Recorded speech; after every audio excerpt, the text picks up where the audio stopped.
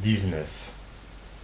Mais peut-être, quoiqu'il nous fût possible d'avoir toutes nos sensations sans eux, on regardera comme plus aisé de concevoir et d'expliquer la manière dont elles se produisent en supposant des corps externes qui soient à leur ressemblance qu'on ne le ferait autrement.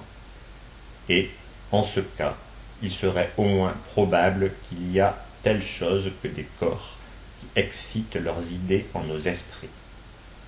Mais cela non plus ne saurait se soutenir, car si nous concédons aux matérialistes leur corps extérieur, de leur propre aveu, ils n'en sont pas plus avancés pour savoir comment nos idées sont produites.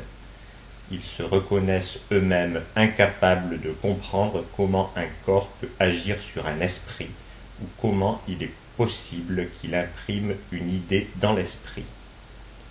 Il est donc clair que la production des idées ou sensations dans nos esprits ne peut nous être une raison de supposer une matière ou des substances corporelles, puisque cette production, avec ou sans la supposition, demeure également inexplicable. Ainsi fût-il possible que des corps existassent hors de l'esprit, tenir qu'il en existe en effet de tels, ce doit être nécessairement une opinion très précaire. C'est supposer, sans la moindre raison, que Dieu a créé des êtres innombrables qui sont entièrement inutiles et ne servent à aucune sorte de dessein. 20. En résumé, s'il y avait des corps externes, il est impossible qu'ils vinssent jamais à notre connaissance. Et s'il n'y en avait pas, nous pourrions avoir exactement les mêmes raisons que nous avons maintenant de penser qu'il y en a. Supposez, ce dont personne ne contestera la possibilité, qu'une intelligence, sans le secours des corps externes, soit affectée de la même suite de sensations ou idées qui vous affectent, et que celle-ci soit imprimée dans le même ordre, et avec la même vivacité dans son esprit. Je demande si cette intelligence n'aurait pas toutes les mêmes raisons que vous pouvez avoir pour croire à l'existence de substances corporelles représentées par ces idées et les excitant dans son esprit. Ceci ne saurait être mis en question, et cette seule considération suffirait pour inspirer à toute personne raisonnable des doutes sur la validité des arguments, quels qu'ils soient, qu'elle penserait avoir en faveur de l'existence des corps hors de l'esprit. 21. S'il était nécessaire d'ajouter de nouvelles preuves contre l'existence de la matière, après ce qui a été dit, je pourrais mettre en avant les erreurs et les difficultés, pour ne pas parler des impiétés, qui sont nées de cette opinion. Elle a occasionné en philosophie de nombreuses controverses et disputes, et plus d'une aussi, de beaucoup plus grande importance, en religion. Mais je n'entrerai pas dans tout ce détail en cet endroit, tant parce que je crois les arguments a posteriori inutiles pour confirmer ce que j'ai, si je ne me trompe, suffisamment démontré a priori, que parce que j'aurai plus loin l'occasion de parler de quelques-uns. 22. Je crains d'avoir donné lieu à un reproche de prolixité en traitant ce sujet. À quoi sert en effet de délayer ce qui a été démontré avec la dernière évidence en une ligne ou deux pour quiconque est capable de la moindre réflexion? C'est assez que vous regardiez dans vos propres pensées et que vous vous mettiez à l'épreuve pour découvrir si vous êtes capable de concevoir cela possible, qu'un son, une figure, un mouvement, une couleur existe hors de l'esprit ou non perçue. Cette épreuve facile vous fera peut-être apercevoir que l'opinion que vous soutenez est en plein une contradiction. C'est tellement vrai que je consens à faire dépendre tout le litige de ce seul point. Si vous pouvez comprendre la possibilité qu'une substance étendue et mobile, ou en général une idée, ou quelque chose de semblable à une idée existe autrement qu'en un esprit qui la conçoit, je suis prêt à vous donner gain de cause.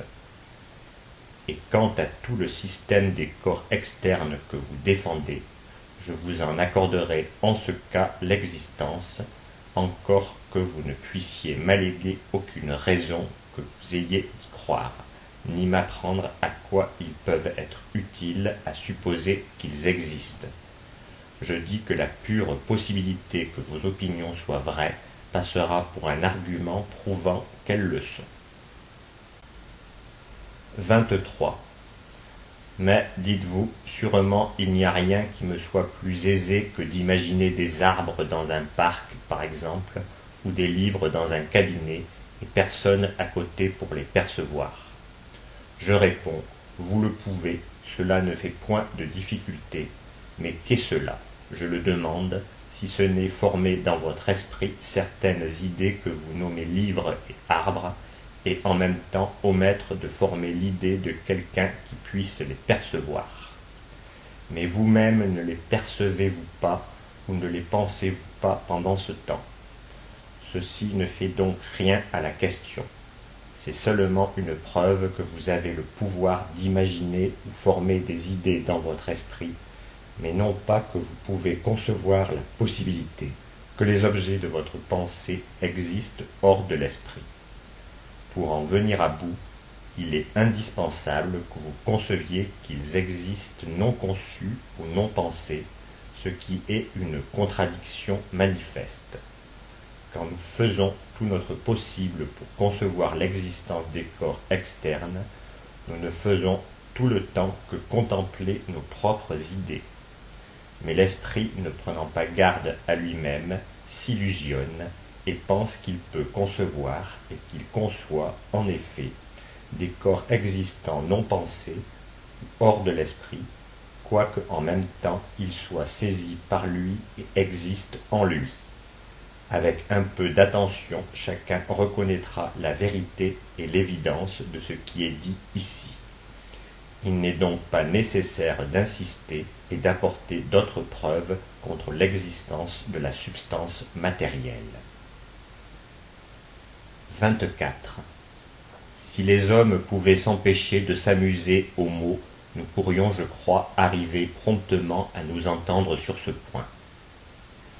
Il est très aisé de s'assurer par la moindre investigation portant sur nos propres pensées s'il est ou non possible pour nous de comprendre ce que signifie une existence absolue des objets sensibles en eux-mêmes ou hors de l'esprit. Pour moi, il est évident que ces mots expriment une contradiction directe ou qu'ils n'expriment rien du tout. Et pour convaincre autrui qu'il en est bien ainsi, je ne sais pas de moyen meilleur ou plus facile que de prier chacun de porter tranquillement son attention sur ses propres pensées. Si, dans ce cas, le vide ou l'impossibilité de ces expressions vient à ressortir, il ne faut rien de plus pour opérer la conviction. C'est donc sur ceci que j'insiste, à savoir que les mots « existence absolue de choses non pensantes » ou sont dénués de sens ou impliquent contradiction. C'est ce que je répète et que je cherche à inculquer et que je recommande instamment aux pensées attentives du lecteur. 25. Toutes nos idées, sensations, notions, ou les choses que nous percevons, à l'aide de quelque nom qu'on puisse les distinguer, sont visiblement inactives. Elles n'enferment nul pouvoir ou action. Ainsi, une idée, un objet de pensée, ne peut produire ou amener un changement dans une autre idée. Pour s'édifier pleinement sur cette vérité, il ne faut rien de plus que la simple observation de nos idées. Car, puisque toutes et toutes leurs parties sans exception existent seulement dans l'esprit, il s'ensuit qu'il n'y a rien en elles que ce qui est perçu. Or, quiconque examinera attentivement ces idées, qu'elles soient des sens ou de la réflexion, n'y apercevra ni pouvoir ni activité. Il n'y a donc rien de tel en elles.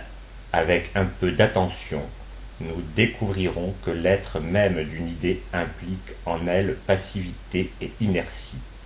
en sorte qu'il est impossible qu'une idée fasse quelque chose ou, à strictement parler, soit la cause de quelque chose. Une idée ne peut non plus être la ressemblance ou le type d'un être actif. C'est ce qui résulte de ce qu'on a dit, 8 ci-dessus. Il s'ensuit de là clairement que l'étendue, la figure et le mouvement ne peuvent être la cause de nos sensations. Lors donc que l'on dit quels sont les effets de pouvoir résultant de la configuration, du nombre, du mouvement et de la grandeur des corpuscules, on doit être certainement dans le faux. 26. Nous percevons une succession continuelle d'idées. Les unes sont excitées à nouveau, d'autres sont changées ou disparaissent en entier. Il y a donc quelque cause de ces idées, de laquelle elles dépendent, qui les produit et qui les change. Suivant ce qui a été dit dans la section précédente, cette cause ne peut être aucune qualité ou idée, ou combinaison d'idées. Il faut donc que ce soit une substance. Mais on a montré qu'il n'y a pas de substance corporelle ou matérielle. Il reste donc que la cause des idées soit une substance incorporelle active, un esprit. 27. Un esprit est un être actif, simple, sans division. En tant qu'il perçoit les idées, on l'appelle l'entendement, et en tant qu'il les produit ou opère sur elles, la volonté. D'après cela, on ne peut former aucune idée d'une âme ou esprit, car, toutes les idées possibles étant passives et inertes, voire 25, elles ne sauraient représenter en nous, par le moyen de la ressemblance et des images, ce qui agit. Un peu d'attention rendra évident à quiconque qu'il est absolument impossible d'avoir une idée qui porte la ressemblance de ce principe actif de mouvement et de changement des idées. Telle est la nature de l'esprit ou de ce qui agit, qu'il ne peut être perçu par lui-même, mais seulement par les effets qu'il produit.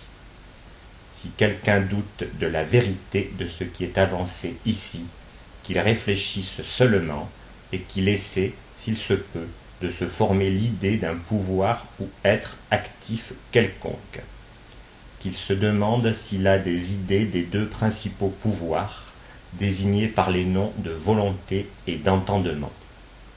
S'il les a distinctes l'une de l'autre, aussi bien que d'une troisième idée, l'idée de substance ou être en général, avec une notion relative de sa propriété de supporter les susdits pouvoirs, d'en être le sujet, car c'est cela qu'on entend par le nom d'âme ou esprit. Quelques-uns tiennent qu'il en est ainsi, mais autant que je puis voir, les mots volonté, entendement, âme, esprit ne se rapportent pas à différentes idées et, à vrai dire, ne se rapportent à aucune idée, mais à quelque chose de très différent des idées et qui, en qualité d'agent, ne peut ressembler à aucune ni être représenté par aucune.